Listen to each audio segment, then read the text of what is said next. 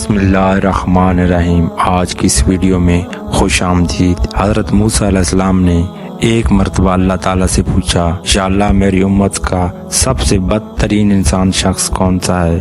اللہ تعالیٰ نے فرمایا، کل صبح جو شخص تمہیں سب سے پہلے نظر آئے وہ آپ کی امت کا بدترین انسان ہے۔ حضرت موسیٰ علیہ السلام صبح جیسے گھر سے باہر تشریف لائے، ایک شخص اپنے بیٹے کو کندھے پر بٹھائے ہوئے گزرا۔ حضرت موسیٰ علیہ السلام نے دل میں سوچا، اچھا تو یہ میری امت کا سب سے برا انسان ہے۔ پھر آپ اللہ تعالیٰ سے مخاطب ہوئے اور کہا، یا اللہ میری امت کا سب سے اچھا انسان کون سا ہے، اسے دکھائیں۔ اللہ تعالیٰ نے فرمایا، شام کو جو شخص سب سے پہلے آپ سے ملے وہ آپ کی امت کا سب سے بہترین انسان ہے۔ حضرت موسیٰ علیہ السلام شام کو انتظار کرنے لگے کہ اچانک ان کی نظر صبح والے بدترین انسان پر پڑی۔ یہ وہی شخص جو صبح ملا تھا۔ حضرت موسیٰ علیہ السلام نے اللہ سے کلام کیا، یا اللہ یہ کیا ماجرا ہے، جو شخص بدترین تھا وہی سب سے بہترین کیسے ہو سکتا ہے؟ تو اللہ تعالیٰ نے فرمایا، صبح جو شخص اپنے بیٹے کو کندھے پر بیٹھائے جنگل کی طرف نکلا تو اس کے بیٹے نے اس سے پوچھا،